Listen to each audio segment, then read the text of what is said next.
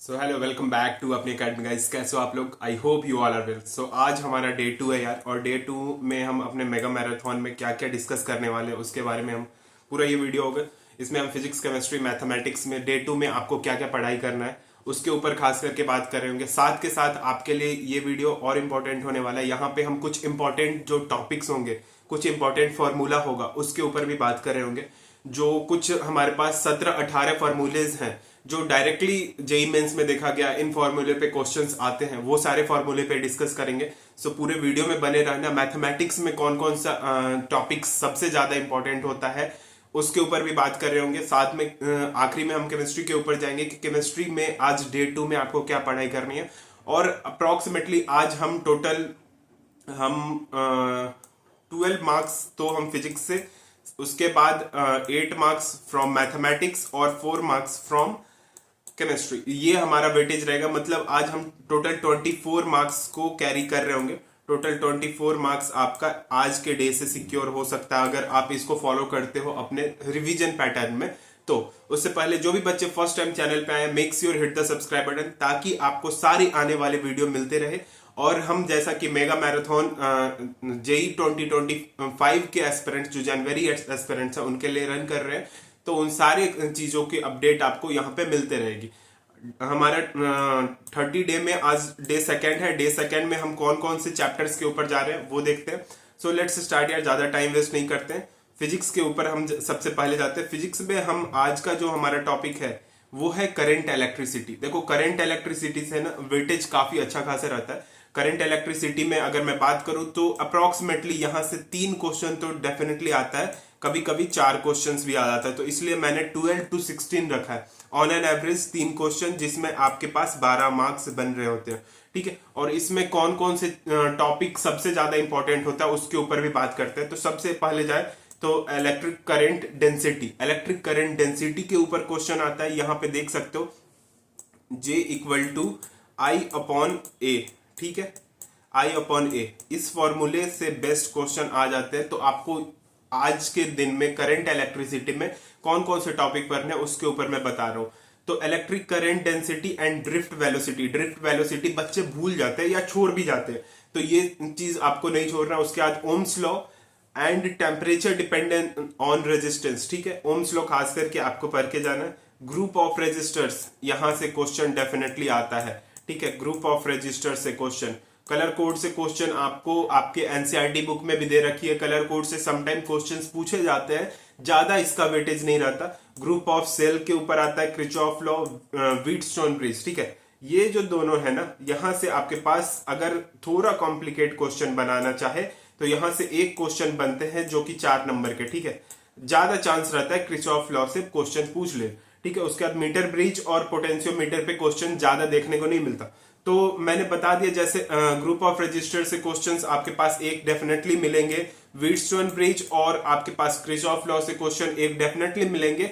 और आपके पास drift velocity या करंट डेंसिटी, ड्रिफ्ट वेलोसिटी से क्वेश्चंस थोड़े अच्छे बन जाते हैं क्योंकि वहां का वेटेज थोड़ा आपका अच्छा खासा रहता है, ठीक है। तो वहां से आपके पास ड्रिफ्ट वेलोसिटी कैसे निकालते हैं आप यहाँ पे फॉर्मूला देख सकते हो। आपके पास नोट्स है, आपने पहले से पढ़ रखा है, तो उसमें भी आप रिवाइज कर सकते हो कि आपको ये चीज आज के दिन में रिवाइज डेफिनेटली कर लेना है, ठीक है। उसके बाद अगर हम बढ़े तो देख सकते हो आपके पास कौन कौन से फॉर्मूला आज के दिन में आपके पास इंपॉर्टेंट है। तो ये डेफिनेटली जैसा कि मैंने बताया कि आपके पास रजिस्टर पैरेलल में सीरीज में रहेगा, तो किस तरीके से फॉर्मूला ये आपके पास सीरीज में है, यहाँ पे आपके पास पैरेलल में है, तो इसको किस तरीके से फॉर्मूला अप्लाई करना है वो भी आपको आना चाहिए।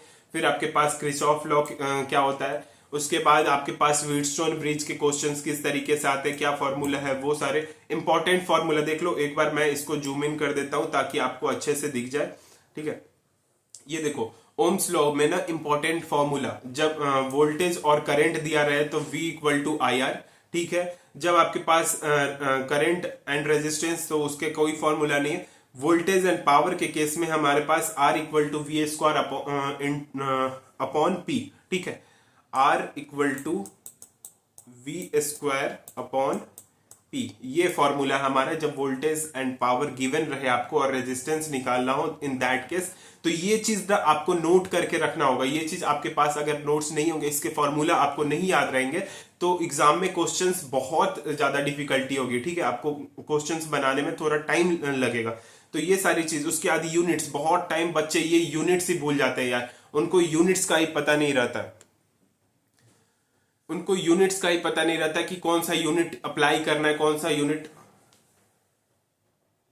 ठीक है, कौन सा यूनिट अप्लाई करना है, कौन सा यूनिट उनको डालना है, आफ्टर फॉर्मूला उनको कौन सा यूनिट पुट करना है। ठीक है, तो ये सारी चीजें आपको ध्यान में रखनी होगी। यूनिट्स का बहुत इंपॉर्टेंट खेल होता है। बच्चे सारी चीज कर लेते हैं, फॉर्मूला लगा के पूरा चीज सॉल्व करने के बाद यूनिट्स में गलती करके आते हैं, तो यूनिट्स आपको ध्यान में रखना है। ठीक है, उसके बाद अगर हम आगे बढ़े मैथमेटिक्स के ऊपर आते हैं, मैथमेटिक्स में आपको क्या करना है, तो देखो यहाँ पे टोटल 8 नंबर के ऊपर डिस्कस कर रहे होंगे और टोटल आपको दिख रहा होगा कि इतने सारे टॉपिक्स डाल दिए हैं मैंने, ओवरऑल सारे ही टॉपिक्स डाल दिए। आप सोच रहे होगे कि ओवरऑल ये तो सारे ही टॉपिक्स डाला हुआ है, तो नहीं यार, यहाँ पे देख सकते हो आपके पास टोटल 8 मार्क्स कैरी करता है ये चैप्टर।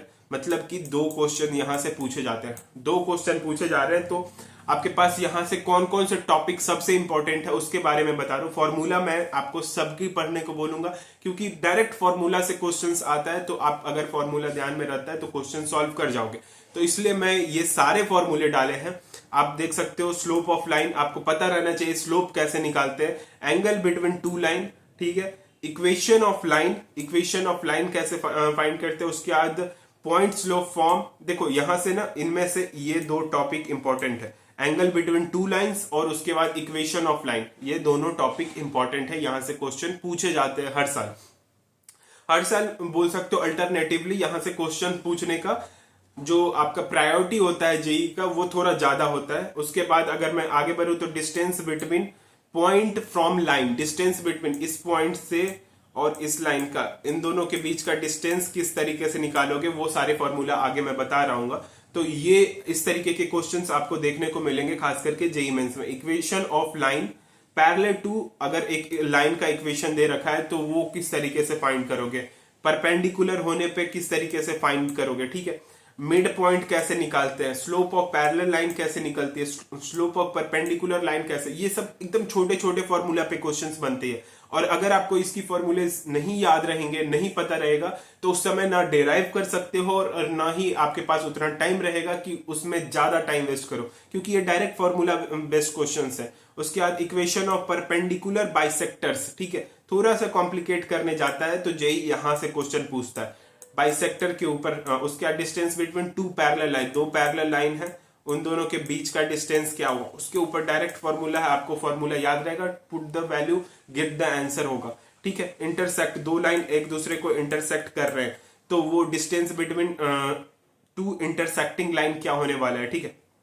अब फॉर्मूला के ऊपर आते हैं कि इतने सारे फॉर्मूला कहाँ है, तो फॉर्मूला आप देख सकते हो यहाँ पे, देखो स्लोप ऑफ लाइन किस तरीके से हम स्लोप निकाल सकते हैं, ठीक है। स्लोप निकालें, एक मिनट में पेन का कलर चेंज कर लेता हूँ यार, ओके ठीक है, रेड सही रहेगा।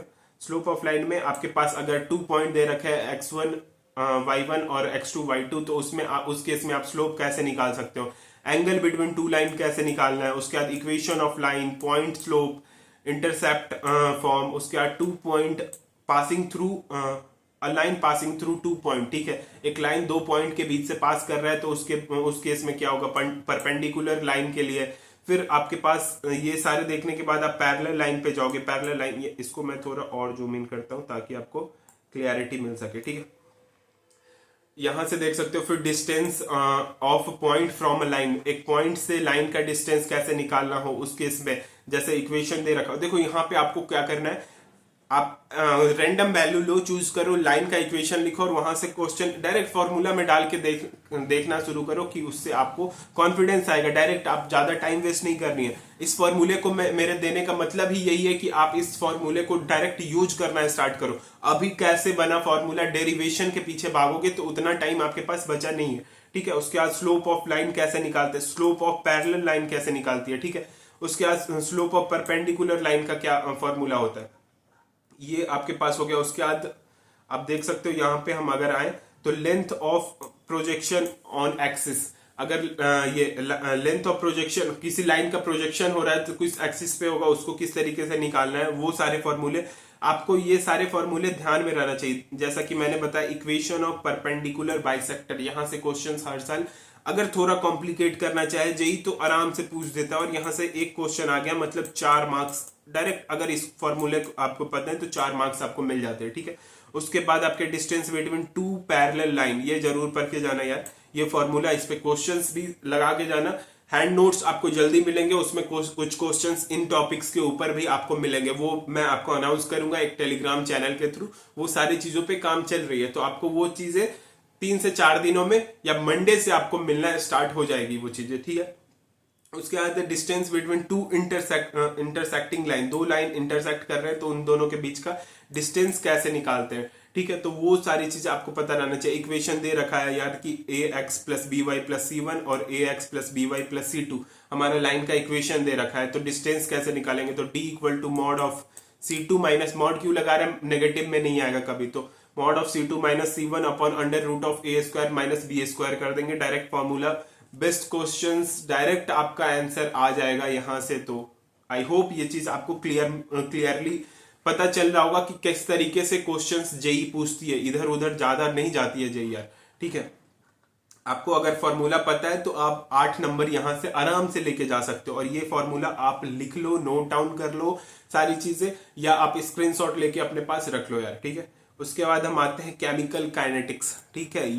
ये ना मैं डायरेक्ट फॉर्मूला ही आपको दिया हूं, इसमें ज्यादा फॉर्मूला नहीं है, बट आप अगर एक बार इनके फॉर्मूलाज लर्न कर लेते हो या समझ लेते हो ना तो क्वेश्चंस काफी आसानी से बनते हैं, ठीक है। पहले टाइप ऑफ केमिकल रिएक्शन, ये आपको पता है। एवरेज रेट कैसे निकालते हैं, मेन जो क्वेश्चंस बनना स्टार्ट होता है ना, रेट लॉ से क्वेश्चंस बनते हैं, जहां पे ऑर्डर ऑफ रिएक्शन कैसे पता करते हैं उसके ऊपर क्वेश्चंस आते हैं, ऑर्डर ऑफ रिएक्शन। उसके बाद फिर आपके पास जीरो ऑर्डर रिएक्शन, इसमें से ज्यादातर जो क्वेश्चंस आते हैं आपके पास फर्स्ट ऑर्डर रिएक्शन से, और उसके बाद आपके पास फर्स्ट ऑर्डर रिएक्शन के बाद आपके पास ग्राफिकल रिप्रेजेंटेशन, समटाइम ना ये रिप्रेजेंटेशन के ऊपर क्वेश्चंस आ जाते हैं, ठीक है। तो आप इसको ध्यान में रखो कि किस तरीके से इसको याद करना है। आप इसको याद कर लो या रट जाओ, कुछ भी करो, ये आपको पता रहना चाहिए कि आपको एवरेज कैसे निकालना है, फर्स्ट ऑर्डर कैसे निकलता है। टी इक्वल टू 2.303 बाई के log of A upon A minus x, ठीक है। या डायरेक्ट ये फॉर्मूला के किस तरीके से निकालोगे, तो के निकालने का फॉर्मूला भी यहाँ पे दे रखा है। तो इस तरीके से आप केमिस्ट्री में केमिकल काइनेटिक्स को कुछ 7-8 फॉर्मूले हैं, उसके दम से आप अपना आराम से इसको निकाल सकते हो यार, ठीक है। उसके बाद आपके पास जो मोस्ट इंपॉर्टेंट चीज है ना, कि आपको कुछ ग्राफ जो होते हैं वो ग्राफ याद रखना होता है। फिर nth ऑर्डर का किस तरीके से केमिकल रिएक्शन, आपके पास इक्वेशन क्या होती है nth रिएक्शन। देखो nth ऑर्डर में अगर मैं बात करूं, एक मिनट, पेन क्यों नहीं चल रहा यार, हाँ रेड पेन, ठीक है। फॉर nth ऑर्डर किस तरीके से आप रेट ऑफ रिएक्शन निकाल सकते हो, ठीक है, ये आपको पता रहना चाहिए। उसके बाद method to determine the order of reaction कैसे, यहां से देखो ऑर्डर ऑफ रिएक्शन से ना ज्यादातर क्वेश्चन ऑर्डर ऑफ रिएक्शन से आता है, एक ही क्वेश्चन आता है और ऑर्डर ऑफ रिएक्शन से डेफिनेटली क्वेश्चंस पूछ लेते हैं वो। तो एक श्योर शॉट रहता है ना कि ऑर्डर ऑफ रिएक्शन अगर आपको पता है तो यहाँ से एक क्वेश्चन आने वाला है और ये बन जाएगा आपसे। तो ये हो गई आपके पास केमिस्ट्री की बात। आज के दिन में टोटल 4 क्वेश्चंस, टोटल हमने 24 मार्क्स को कवर किया, जहां पे आप 24 मार्क्स में कितना स्कोर कर सकते हो। अगर इस चीज को फॉलो करो तो मैं बोल रहा हूं स्ट्रेट लाइन सीरियसली पढ़ोगे तो बोल रहा हूं ना 12 नंबर आपको ये आगे सर्कल में भी कोनिक सेक्शन के और भी पार्ट्स में हेल्प करता है। तो आपके 8 नंबर तो यहां से आगे 4 नंबर कहीं और एड ऑन हो जाते हैं, ठीक है। तो वहां से भी आपको ये कॉन्सेप्ट अगर समझ में आ गए, ये सारे फॉर्मूले आपको याद रह गए तो डेफिनेटली हो जाने वाले हैं, ठीक है यार। टोटल हमने कल 24 मार्क्स के ऊपर डिस्कस किया था, आज 24 मार्क्स के ऊपर हम डिस्कस कर रहे हैं, ठीक है। तो आपको पता रहना चाहिए कि अभी तक हम 48 मार्क्स पे पहुंच चुके हैं। अगर 2 दिन किसी बच्चे ने इस चीज को पढ़ा है और 48 मार्क्स वो सिक्योर कर जाएगा। हमारा टारगेट कितना है, 180 प्लस। ये लास्ट 30 डेज में हमारा टारगेट 180 प्लस है। ये आपके पास एक डिसेंट स्कोर होने वाला है। 180 प्लस। तो इसलिए मैं आपको ये टारगेट दे रहा हूं कि 180 प्लस का आपका स्कोर होगा, इसको आपको अचीव करना है और ये अचीवेबल स्कोर है, इसलिए मैंने डाला। मैं चाहता तो 250 डाल देता यार। 50 डेज में आपको यूट्यूब पे बहुत मिलेंगे कि 30 डेज में 250 मार्क्स किस तरीके से स्कोर करें, लेकिन जो अचीव कर सकते हैं वही स्कोर के ऊपर जा रहे हैं। और एक और बार बता दे रहा हूं कि ये वीडियो मैं उन्हीं बच्चों के लिए बना रहा हूं जो अभी 20, 30, 40, 50 मार्क्स पे अटके हुए हैं, उनके लिए है। अगर 20 पे हो तो आप 50 के करीब पहुंच जाओगे, अगर आप 50 पे हो तो 80 के करीब पहुंच जाओगे, ये मेरी गारंटी। आप अगर 50 पे हो तो आपके कॉन्सेप्ट ऑलरेडी क्लियर है। ये वीक फर्स्ट है, इसलिए हम छोटे छोटे टॉपिक के ऊपर जा रहे हैं। वीक सेकंड में और इंपॉर्टेंट चैप्टर आएंगे, थर्ड में और फोर्थ हमारे लिए सबसे स्पेशल होने वाला है। फोर्थ में हम कुछ नया करेंगे जो आपको बहुत ज्यादा हेल्पफुल होगा at the end of the your examination. So फिर मिलते हैं नेक्स्ट वीडियो में। कल डे 3 के में हम क्या क्या कौन कौन से टॉपिक कर रहे होंगे उसके ऊपर बात करेंगे, और जल्दी आपको नोट्स मिलना स्टार्ट हो जाएगा। So make sure hit the subscribe button. जल्दी मिलते हैं नेक्स्ट वीडियो में यार, तब तक के लिए bye bye guys, take care, जय हिंद।